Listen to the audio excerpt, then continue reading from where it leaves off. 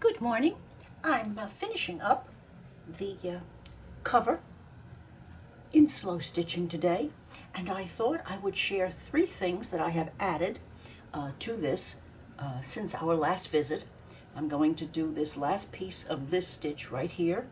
I'm going to do the last bit of this and show you how I finished off these leaves so that they would not be they would not tend to move too much when this was when the piece itself was moved. So let's begin. I think I'll start up here. I do hope that you are having a nice start to your Thursday. I certainly am, and I'm very happy to be finishing this piece.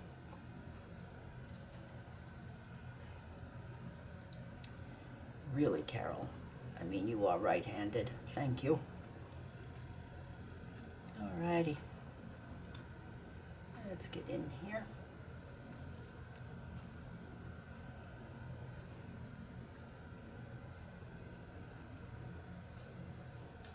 And I'm going to put a nice big knot here at the end of this because it's certainly not going to be seen. And here is an example of working without a frame, which is very comfortable. Now I'm going to put the basis of this stitch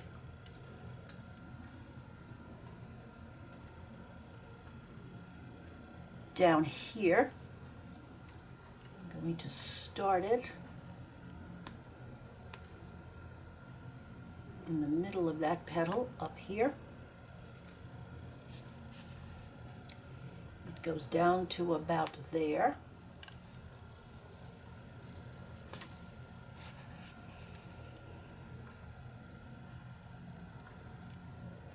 And if there is a needle handy, thread knows exactly how to harass you and get hung up. Okay, I have that needle there with these pink ties because I wanted to keep them out of the way. Certainly I am. Let's see if I can indeed redo that. It was a very good idea. It's almost like good intentions, and you know what paves that road and where it ends up. Okay, now let's get this up in here and get the needle over those little tails and down and out of the way. Out of the way. Now, it was a matter of up and down. Now I'm going to come back up over here. I'm going to give this a little tug. I don't want it to be too tight. Good. I'm going to go back to the root of this grow line on this petal. Get as close to this as I possibly can here at the end.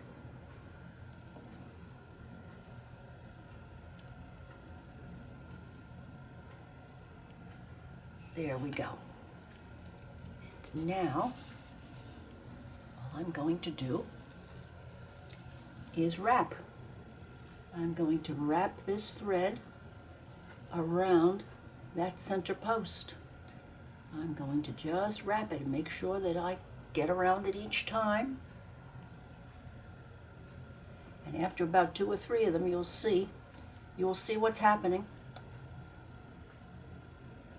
It is just literally, and give it a little teeny tug to tighten them up along here. And use that a little bit. After you've done a few of them, you'll start to really see what it takes to do this. This is a form of a bullion stitch in needlework. Very decorative stitch for dimensional needlepoint, and of course I was a dimensional needlepoint girl if ever there was one. There we go, and give it a little tug. So wrap it, bring it down, get the loop smaller and smaller, and give it a tug and give it a push with the other needle. You want this to be tightly wrapped. Takes many stitches, actually as many as you can get on there without, hopefully, without getting them all over each other. Let me show you now where we are so far. I'm going to get even a little bit closer and pull over another light. Okay, can you see that? Now I'm going to make one right here, under. Slow, slow, slow. It's around, and give it a little bit of a tug. A little bit of a push with your fingernail. We can get a couple more on here. You don't want any of that original long stitch to show.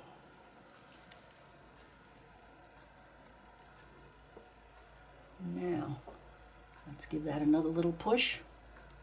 In other words, we want this to be loose and squiggly. As you can see, I can get my fingernail under each one of these.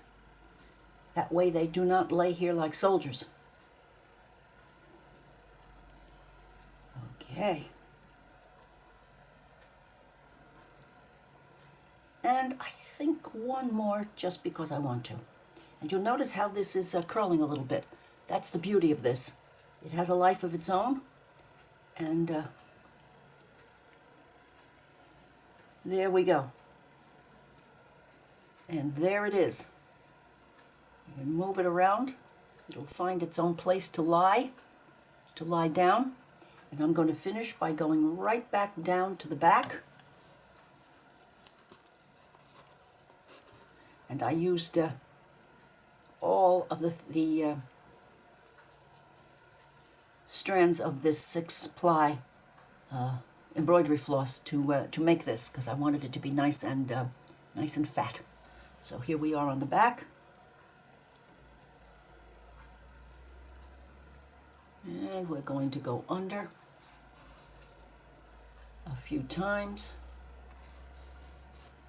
And since this is going to be glued onto whatever, something, it is not necessary to make ourselves too crazy, because all these threads will be glued or caught up and not handled. And so here we have this last one. This top flower overlaps here, so there is no need for any more. And I made big, fat, I used the full 6 strands of the embroidery floss here, and wrapped, I think, 8, maybe, I think I wrapped 10 times around there to make that big, old, fat, sloppy French knot. In this case, it's good to be sloppy. Alrighty, now let's come out and think about this last petal on this one. And here we're using I'm using 3 strands, and I split them because that's what I do. And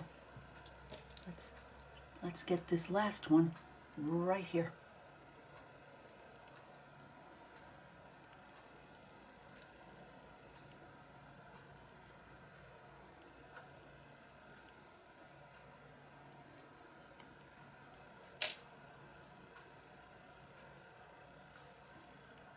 Okay.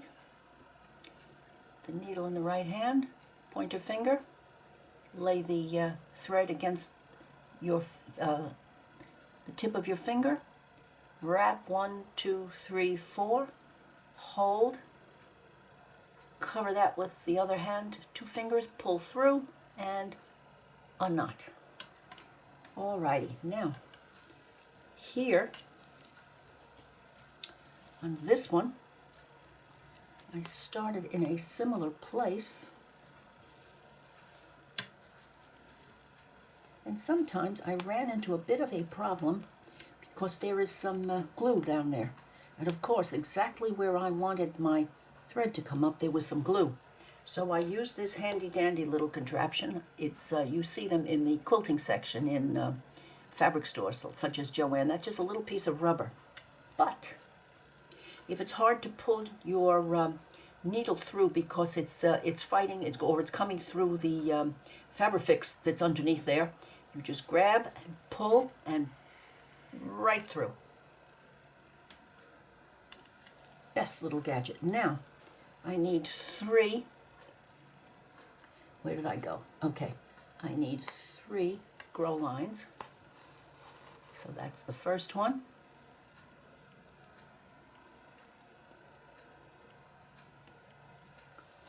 Almost in the same place if we can. And one over here.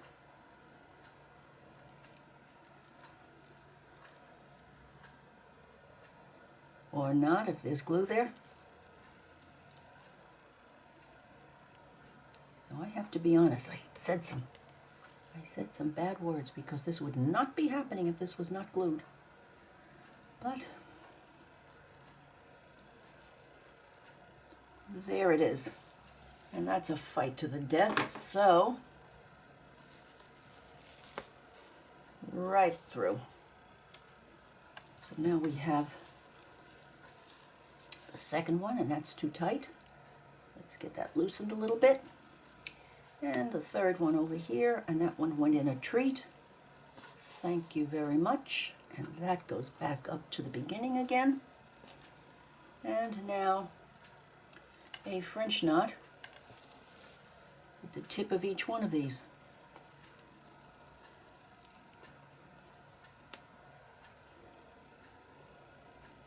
Oh boy, oh boy, oh boy.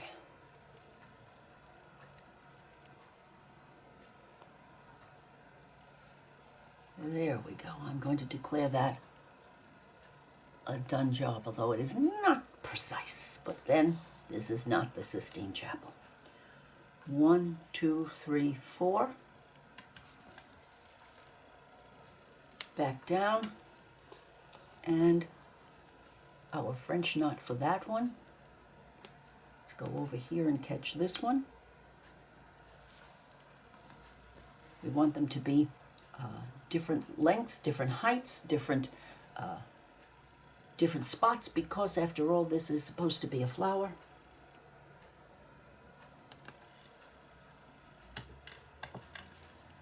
And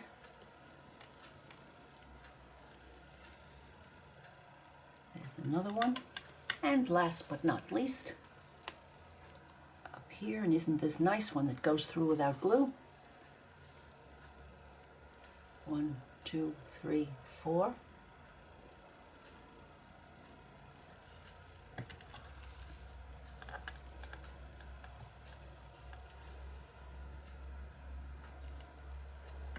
And so, the center of that flower is finished. And I'm going to catch it on the back. 1, 2, 3, 4, because I feel like it. And that job is done.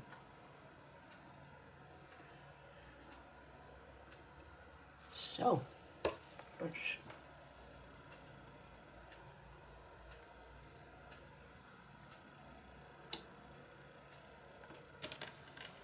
now, I'm going to come down and show you this.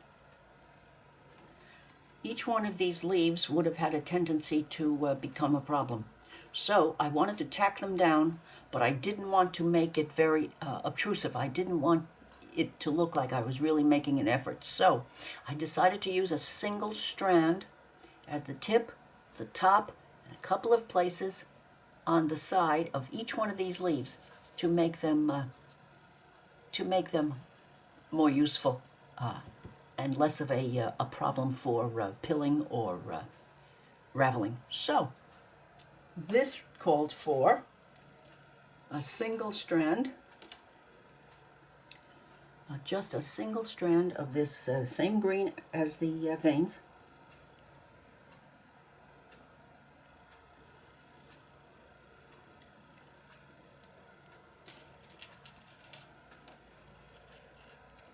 It's little little bits like this that are fun to do, relaxing to do, and serve a purpose nicely. So, goodness gracious, that's a long piece of thread. Alrighty.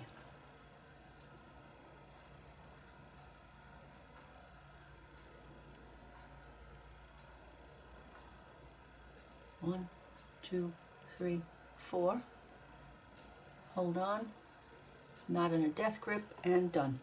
So, I'm going to start down here at the bottom of this leaf, off the leaf. I'm going from off the leaf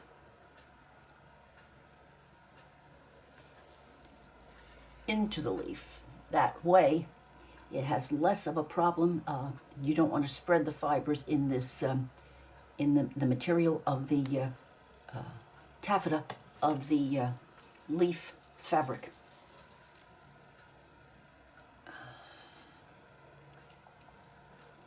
There's a place that it shouldn't be. Alrighty, so that's that one. And now I'm going to come up in the vicinity, right next to the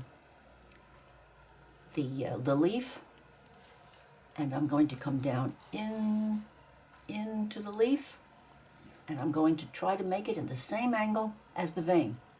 So let's just pick a spot a little bit inside, and that is going to keep the moving and the raveling at a minimum. So there's the one. One more up here from the outside down into the leaf. With anything that you would have, these could be pieces of felt. Same exact situation. Now, of course, let's get this out of the way and get at the tip of that leaf, but at the outside. Okay.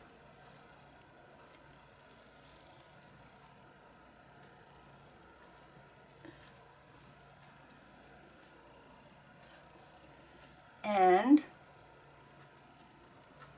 down in to hold that point to right there.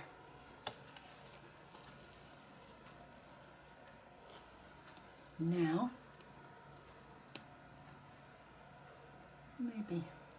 maybe a little lower on this side. Okay, let's go from the outside. The only thing that would not work well is if it was this little piece of thread was going up like that. It would it make you see it. Your eye is going to put that right out of your mind, and all it is going to be doing is being a nice little tack. And one more right down here.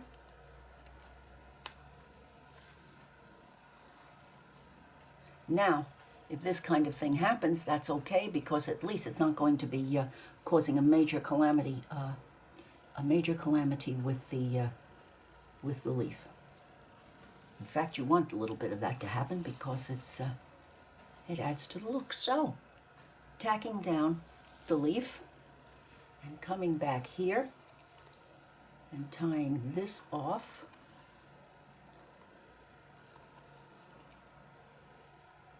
Now, it's not really necessary to knot this. I don't do that very often because where is it going to go? Now,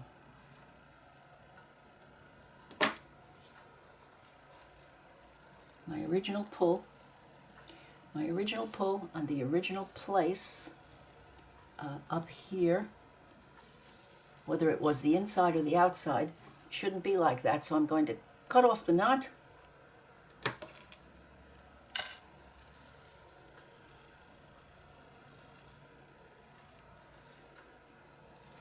Find my needle that's gotten away from me.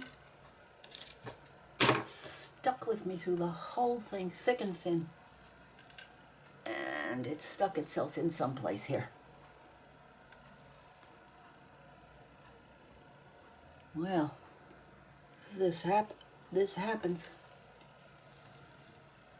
No, it's right here. There it is. So, there's the bit that I'm not happy with. So I'm going to thread this on because if it was in another piece of your stitchery, it might come loose. And we're not having that. No, we're not. So, threading the needle, holding it carefully, and whipping it in as though we were finishing it. Because now we know for sure that it's not going anywhere. Okay. So, now let me take inventory here. And I remember that I had decided to put this here. Just want to place it so that you can just see the French knot center. You just see the French knot centers there. So it's going to go that way. All right, and I have one more. And I decided that that one would be on the front cover, and I thought that might be nice right there. So, Fabri-Tac is going to write again.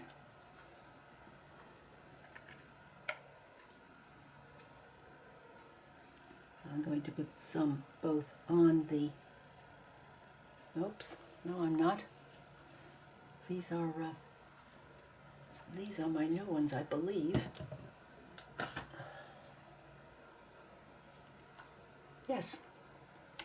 I've decided to give up the large bottles of Fabri-Tac. So I'm using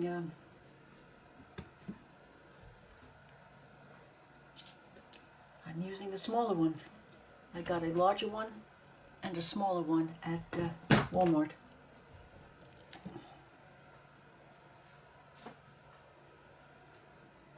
And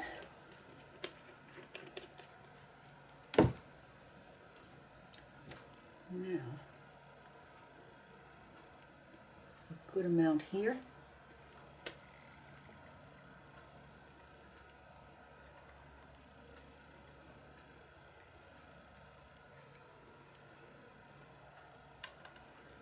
And some on here.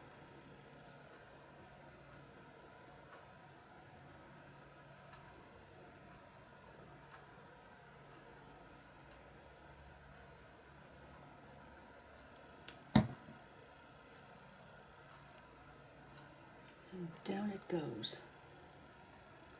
Down it goes.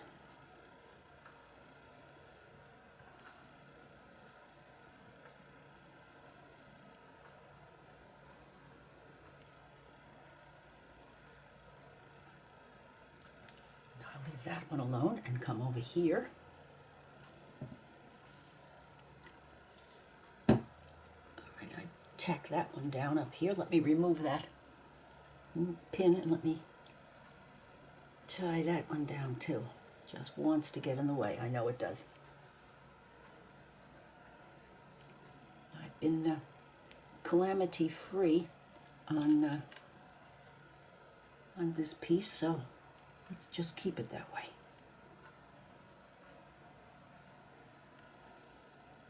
Yes.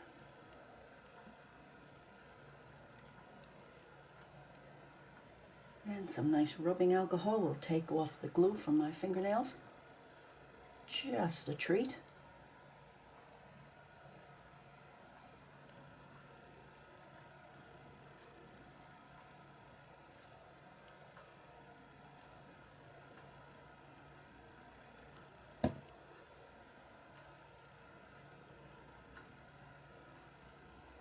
And right there. I can put it next to this because this is the front. That's the back. All right. Let me cover this.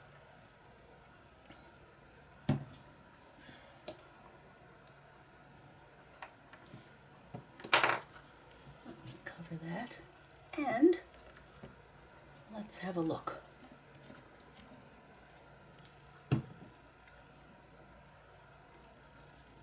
Pin out. All right, I think all missions are accomplished. Yes. Well, I have decided that since I am just 1 or 2 videos away from my 500th video, that I was not going to keep this cover, that I was going to offer it for sale at a celebration price. And I thought that I would also include another piece of the fabric for either another cover, or maybe the inside, or the finishing of this.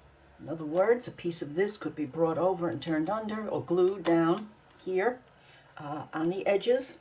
And I'm going to be including some extra bits of all of the threads that I used and some of the ribbon, because this, let me see, these puppies have to go in here, because we did use some blue up there. And this is the red from here. So this and this I will add. And I've also taken time to do some basting along the bottom. As you can see, I've basted this piece on, and I've used a double. I'm using a thread that I've doubled with no knots. So when you're working with this cover, all you have to do is pull. Just grab an end and pull. In other words, on this one, there's 2 pieces here, so you would just grab the 2 threads and give a tug, and they would slide right out. Or go put your finger in the middle, pull up, and they'll fall right out. So here's the beginning of the one for this side. I'm going to go over here with this one and just put some nice basting threads in.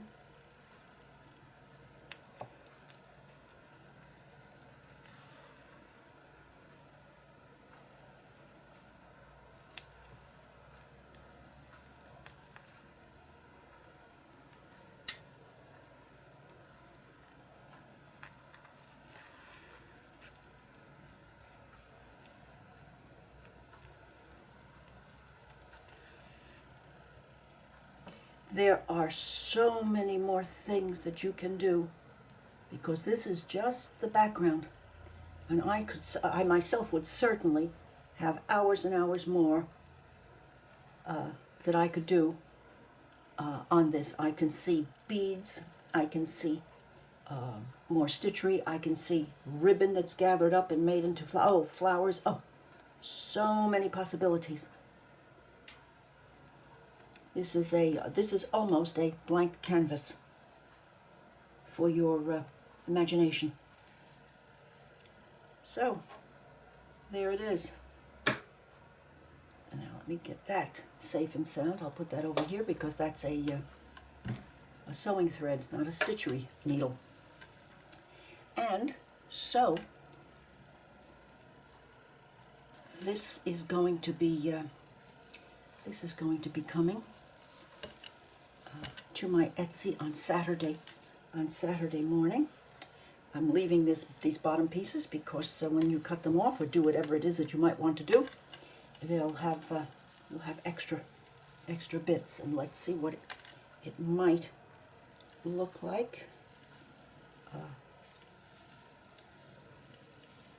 as a finished journal cover.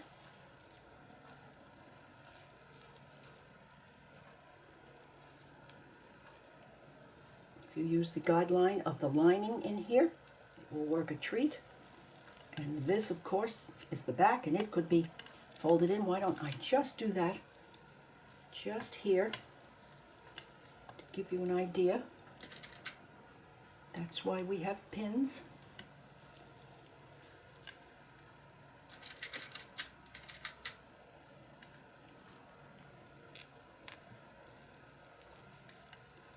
And here and over.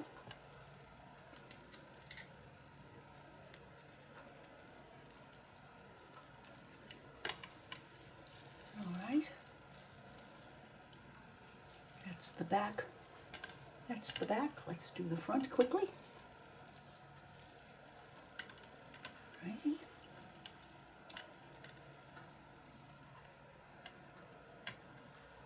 can cut this. You can finish the edges here in any way that might tickle you. Lace might just look lovely.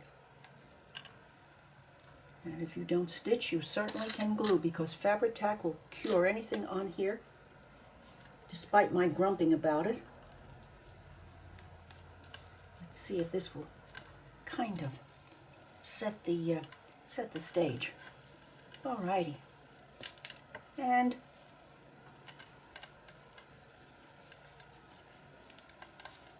here it is. I do hope that you have enjoyed this slow stitching experience with me. This is great fun, and it's actually an empty palette waiting for you to add prettiness to. It's going to be a rather large oblong journal, but then with all of this on the front, I think it kind of deserves a lot of fattening up. Of course, I didn't turn this as much as I could have, and make it follow that basting a little bit more. But there again, that's all up to you, because this is no reason why this basting can be taken out and trimmed off. Scissors are wonderful gadgets. So I'm going to give you a close-up look, and I'm also going to include this here, and these pins out.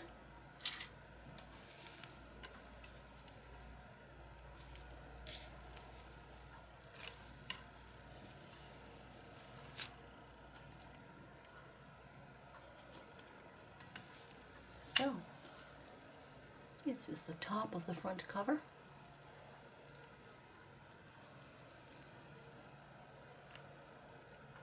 The bottom. The top of the back cover.